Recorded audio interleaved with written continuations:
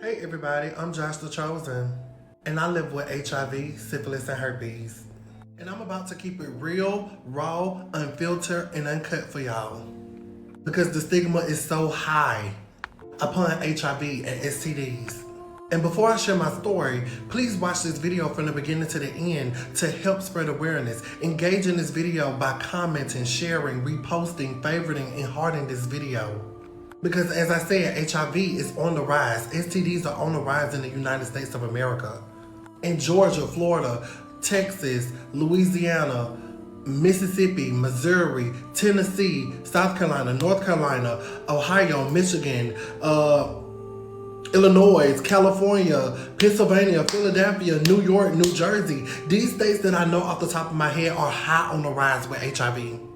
So whether you're a man, woman, straight, gay, or bisexual, transsexual, it does not matter your race or your ethnicity, whether you're single, hooking up in a relationship, or married, please normalize getting tested and knowing your status. And before you judge me for the choices that I made within my story, please know your status and the last person's status that you had sex with before you decide to judge me. Because I'm not looking for validation and I'm not looking for approval. I'm not looking for opinions. If you show sympathy or empathy towards my story, I most definitely respect it if it stems from a genuine place. But please don't get it misconstrued because the overall reason of me sharing my story is to help you. So let me just get straight to the point. I caught 5 STDs from one man back in 2020. Before he came into the picture, I was already using drugs. I was snorting cocaine, I was smoking Molly, I was popping X, I didn't love myself. I was living with people that I know didn't love me. And because we all smoked Molly, that's the reason that I stayed, because we shared that one thing in common. And I was on a dating app called PL Wealth, and my ex hit me up first, and he told me up front that he was HIV undetectable, and I did not judge him. With that being said, we went from talking on PL Wealth to exchanging numbers, and we ended up talking for 2 months. And when I seen him in person, because of the fact that he didn't show no signs, no symptoms, no bumps, no sores around his private area, nowhere on his body, period, I felt like it was okay to have unprotected sex with him over 10 times within 4 days. Which was the bad choice that I made. And on the last day of checkout, he left without telling me anything. I didn't think nothing of it. So with that being said, a little bit over a month's time and from that day, I had symptoms.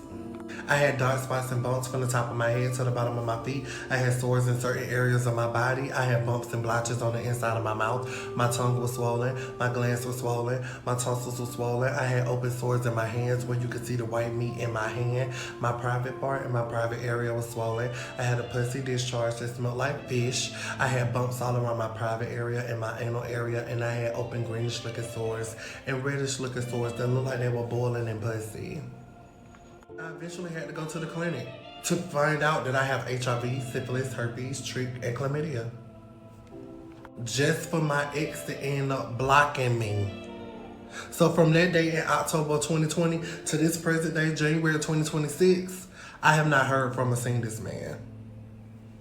Did I go to the health department? No. Did I go to the police? No. Am I going to expose him? No.